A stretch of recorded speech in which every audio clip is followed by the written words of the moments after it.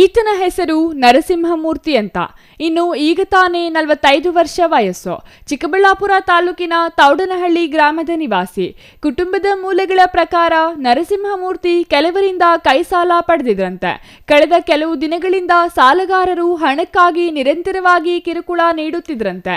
ಇನ್ನು ಸಾಲಗಾರರ ಕಿರುಕುಳಕ್ಕೆ ಬೇಸತ್ತು ವಿಷ ಸೇವಿಸಿ ಆತ್ಮಹತ್ಯೆ ಮಾಡಿಕೊಂಡಿದ್ದಾರೆ ಎಂದು ಆರೋಪಿಸಲಾಗಿದೆ.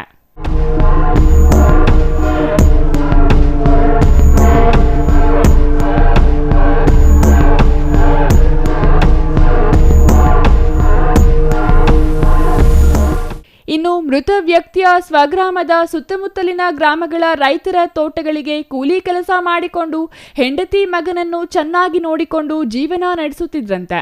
ಆದರೆ ಸಾಲಗಾರರ ಒತ್ತಡ ಮತ್ತು ಮಾನಸಿಕ ಕಳವಳದಿಂದ ಬೇಸತ್ತು ನರಸಿಂಹಮೂರ್ತಿ ಮನೆಯಲ್ಲಿ ಮದ್ಯದಲ್ಲಿ ವಿಷ ಮಿಶ್ರಣ ಮಾಡಿ ಸೇವಿಸಿ ಆತ್ಮಹತ್ಯೆ ಮಾಡಿಕೊಂಡಿದ್ದಾರೆ ಎಂದು ಕುಟುಂಬಸ್ಥರಿಂದ ತಿಳಿದು ಬಂದಿದೆ. ಕಾಳು ಮಾತ್ರೆ ಯಾಕೆ ಅನ್ನೋದು ನನಗೆ ಗೊತ್ತಿಲ್ಲ. ಬೆಳಗ್ಗೆ ಕೆಲ್ಸಕ್ಕೆ ಹೋದ್ನಿ, 7 ಗಂಟೆಗೆ ನಾನು ಹೋದ್ನಿ, ಮನೆಗೆ ಇದ್ನು.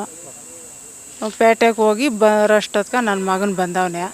ನನ್ನ ಮಗನಿಗೆ ಹೇಳ್ದಂತೆ, ಜಾಸ್ತಿ ಒದ್ಲಾಡ್ತಾ ಇದ್ದಂತೆ, ಅಪ್ಪ ನಾನು ಮಾತ್ರೆ ತಗೊಂಡಿದ್ದೀನಿ ಅಂತ. ಅಷ್ಟೇ ನಮ್ಗೆ ಗೊತ್ತಿರೋದು. ಹಾಸ್ಪಿಟ್ಲಿಗೆ ಹಾಕ್ಕೊಂಡು ಹೋದ್ರು, ಗೌರ್ಮೆಂಟ್ ಹಾಸ್ಪಿಟ್ಲ್ಗೆ. ಅಲ್ಲಿ ಆಗಲ್ಲ ಅಂತ ಬೆಂಗಳೂರಿಗೆ ಬರೆದ್ರು. ಅಲ್ಲಿಗೆ ಹಾಕ್ಕೊಂಡು ಹೋದ್ವಿ, ದತ್ತಾದ್ನು. ಅಷ್ಟೇ ಗೊತ್ತಿರೋದು. ಇದೇ ಸಣ್ಣ ಪುಟ್ಟ ಮಾಡ್ಕೊಂಡಿರ್ತಾನೆ, ನನಗೇನು ಗೊತ್ತಿಲ್ಲ. ಅದೇನು ಅನ್ನೋದು ಗೊತ್ತಿಲ್ಲ. ಇಷ್ಟೇ ನಮ್ಗೆ ಗೊತ್ತಿರೋದು. ಆಯಪ್ಪನೇ ಮಾಡ್ಕೊಂಡವನೆ. ಅಷ್ಟೇ ತಗೊಂಡವನೆ. ನಾವಿಬ್ಬರು ಆರಾಮಾಗೇ ಇದ್ವಿ.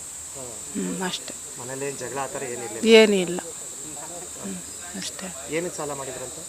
ಏನು ಮಾಡ್ಯಾರ ನಂಗೆ ಹೇಳಿದ್ರೆ ತಾನೆ, ನನಗೆ ಹೇಳಿರಲಿಲ್ಲ. ಕೈ ಸಾಲನೋ ಏನೋ ನನಗೆ ಅದು ಗೊತ್ತಿದ್ರೆ ತಾನೆ ಹೇಳೋಕ್ಕ. ಆಚೆ ಗಂಡ್ಸು ಎಷ್ಟೋ ಥರ ಮಾಡ್ಕೊಂಡಿರ್ತಾನೆ, ಅವೆಲ್ಲ ಹೇಳ್ತಾರೆ. ಕಟಿಂಗ್ ಹೋಗ್ತಾ ಇದ್ದೀನಿ. ಇನ್ನು ತಕ್ಷಣವೇ ಕುಟುಂಬಸ್ಥರು ಅವರನ್ನು ಚಿಕ್ಕಬಳ್ಳಾಪುರ ಜಿಲ್ಲಾಸ್ಪತ್ರೆಗೆ ರವಾನಿಸಿದ್ದಾರೆ. ಹೆಚ್ಚಿನ ಚಿಕಿತ್ಸೆಗಾಗಿ ಬೆಂಗಳೂರಿಗೆ ರವಾನಿಸಿದ್ದು, ಆದರೆ ಚಿಕಿತ್ಸೆ ಫಲಕಾರಿಯಾಗದೆ ಮೃತಪಟ್ಟಿದ್ದಾರೆ. ಈ ಘಟನೆಯು ನಂದಿಗಿರಿಧಾಮ ಪೊಲೀಸ್ ಠಾಣಾ ವ್ಯಾಪ್ತಿಯಲ್ಲಿ ನಡೆದಿದೆ. ಪೊಲೀಸರು ಪ್ರಕರಣ ದಾಖಲಿಸಿಕೊಂಡು ಪ್ರಕರಣದ ಬಗ್ಗೆ ತನಿಖೆ ನಡೆಸುತ್ತಿದ್ದಾರೆ. Thoudanahalli Ramesh, CTV news, Chikkaballapur.